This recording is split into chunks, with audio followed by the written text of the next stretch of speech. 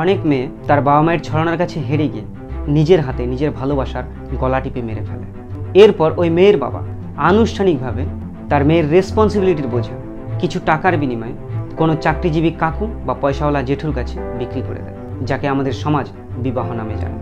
এরপর টাকার ভিড়ে ওই মেয়েটা যখন ভালোবাসা খুঁজে পায় না, তখন সংসারে আগুন লাগতে শুরু করে। অনেকে সেই আগুনেই সারাটা জীবন ধরে জ্বলতে থাকে, অনেকে আবার পরকীয়ায় লিপ্ত হয়, আর যে কোনোটাই পারে না শেষে আত্মহত্যা করে ফেলে।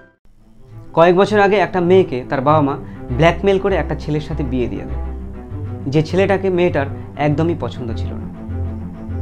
বিয়ের আগে মেয়েটা তার বাবা মায়ের সাথে ভাড়া বাড়িতে থাকত।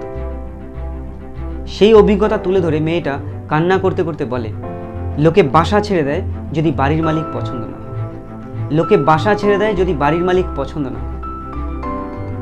একই বিছানায় রাতের পর রাত কি করে কাটানো যায় যদি ছেলেটাই পছন্দ না হয়?